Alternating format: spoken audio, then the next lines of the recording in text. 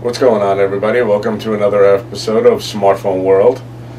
Still a little sick, so please cope with me a little bit on this one. Today I'm going to be doing a CES wrap-up, and I'm going to be telling you a few of the corrections that I have to make, some errors I made. Again, I'm sick. What do you expect? And some things I did not talk about. First off, Phil Schiller of Apple came out and said that they will not be making a cheaper iPhone. It hasn't happened before where Apple said that they weren't going to do something and they did that, right? Right. Well, so we have no idea whether or not Apple is going to be making a cheaper iPhone. It could be a possibility. We're just going to have to wait and see. But other than that, no more Apple. Not today. First thing I want to talk about that is at CES for the past couple of years, and I don't know if a lot of people know about this. It's called Liquipel. What it is it's a thing you can do to your smartphone. They take your smartphone, they put it in this vapor box. The vapor goes all over the outside, the inside, it goes all over the electronics of the phone, and it makes it water resistant, not waterproof. There's a huge difference between the two. But they show that once the process has been done to your smartphone, it drops. They literally drop it into a fish tank of water, and you can see that it still runs underwater. They say that you're not supposed to keep it under the water that long because it still will damage your phone. Of course, it makes sense. But I'll tell you right now, that is pretty cool. And they're saying the way that you get this done is you gotta mail your phone to them, they do it and mail it back. I know that would be a big problem for a lot of us that is out there, and we'll have to, wait and see. But they are saying that it will be coming to your local malls, in your kiosks, and stuff like that. So we could possibly see this, in stores soon, where you can just go in, hand them your phone, they do this deal, and it becomes water resistant. That is pretty cool. I liked it. I like their little demonstration where they dropped that Galaxy Note 2 into the fish tank, and the thing was working perfectly. So it's something to think about, guys. Or if you're thinking about investing into something or getting your own franchise of this, now would be the time. Okay, what else didn't I talk about? Is it, I don't know, do you pronounce it Alcatel? Well, I did say something about them, and they do have some impressive smartphones coming out. And we should be, I don't know, we should be seeing these smartphones come around to the US, I don't know when, but they are supposed to be going out to, China and some parts of Europe. They definitely look really, really nice. The whole big deal about what I see in these smartphones is how thin they are. 6.45 millimeters thin. That's impressive for a 4.7-inch HD AMOLED display. I definitely want to get my hands on it. They are coming with Jellybean running right out of the box. They even have one that is a 5-inch display HD, quad-core 1.2 gigahertz processor. So there are a lot of questions that you want answered with these. I mean, it has a 720 HD front-facing camera, but till I get some more news, I won't say anything else. That new Vizio tablet, that's going to be coming with the first Tegra 4 processor, which is pretty cool. I definitely want to see how fast it runs. It has a 1280 by 800 pixel display, and it's not a large tablet by any means. It's 7-inch. But I'll tell you right now, it is a very nice looking tablet. It should be really, really fast. And it'll be coming with Jellybean. When I find out the pricing and everything, I'll definitely get back to you on when it'll be coming out. Again, Sony came out with their Xperia Z and ZL.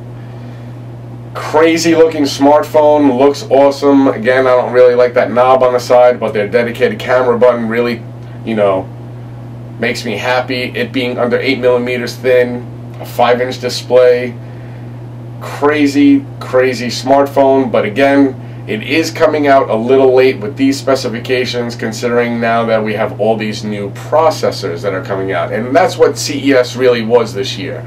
It was really about processing power. Like, for instance, the Tegra 4.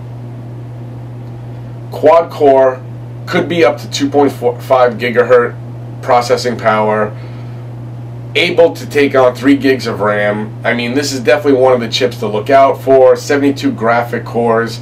If you are looking for a gaming processing for any type of portable device, this is definitely it. I mean, it is definitely going to be bringing laptop or even home computer power into a portable device like a smartphone or a tablet like Vizio has. But they weren't the only ones that came out with that insane processing power. Snapdragon, their 800 and 600 series, I know I was talking about the 200 and 400, but their 800 series is insane. This is serious computer power in a smartphone. I mean, again, with 2.3 gigahertz processor, quad core, and it'll be able to, it's just so many things that you're going to be able to do with these things. And not to mention that these new processors, 70 to 80% less battery power needed. So can you imagine how long your battery is going to last in smartphones? I can't wait until all of these new processors are going to be out in our smartphones. You can definitely see them in a couple of Mobile World Congress smartphones that are displayed, and we're already seeing the Tegra 4 and the Vizio. So, I mean, STE came out with that chipset, and that one's even insane, 2.5 gigahertz quad core. But the big one that I made the mistake on saying that it was a quad core was the Samsung. That new Samsung chip, oh my, I mean, how do you call it? Exynos? I don't know how you pronounce it. I mean, everybody keeps trying to correct me, no matter which way I say it. But it's the 5 Octa Core. It's an 8-core processor. 8-core processor. Now, if we see this 8-core processor in the new Galaxy S4 or the new Note 3 that's going to be coming out, that's going to be over 6-inch display, guys, Samsung is definitely going to be hard to beat out there with their new smartphones. I mean, if this is the processing power that they're going to be putting in their chips, and again, 70 to 80% less battery consumption, the ability to use better displays than what Samsung is known for, so we should expect displays to come out over 400 ppi and able to view in sunlight perfectly. Apple is really going to be hard pressed to try to step up in their game. Okay, Lenovo has shown us the K900 with their 2 gigahertz Intel Atom CPU. This phone looks crazy. It looks so awesome. And if I ever wanted a smartphone that looked like a tablet, this would definitely be it. I mean, it is a narrow look, longer. You see the pictures, but only China's getting it. I mean, Lenovo's bragging about all these smartphones that they're bringing out to China, and fine, I get it. China's a huge market, a gigantic, the biggest market in the whole world, but still, I mean, the rest of the world should be able to see this. Now, always remember, these companies, they don't have the ability to pump out smartphones like Apple, Sony, Samsung, HTC, because they just simply don't have the factory power. They are relatively new to the smartphone game, and they're bringing out these crazy specification smartphones, a 5.5-inch display on this K900. And it's 400 ppi, and it's only going to China. But remember, to produce that many smartphones, I mean, they're producing for China. That is a huge population of people that they're going to be producing for. Now, if they do see a huge turnout and they start making tons of money, of course, you'll definitely see them opening up more factories and pumping out more smartphones and increasing to other parts of the world. Now, also remember, the Asian cellular networks are different than around the world, so they will have to change some things in their smartphones. Always remember, these are the factors that you always have to remember. ZTE showed off the Grand S. That's another 1080. Remember, all these phones that I'm talking about, they're all 1080. I mean, real, and this one isn't 2 gigahertz or anything. It's 1.7 gigahertz quad-core Snapdragon S4 Pro, which is awesome. 2 gigs of RAM, and that one's under 7 millimeters thin. Large display, thin smartphones are definitely the new wave of the future. With this processing power, guys, smartphones are definitely taking a turn now. It's definitely going in a much more powerful direction. That was pretty much all I wanted to talk about CES. One more thing that I'm going to talk about before I go today is the LG Optimus G. It's starting to get Jellybean. Awesome! I love to see these things from LG. LG makes great smartphones like the new Nexus phone.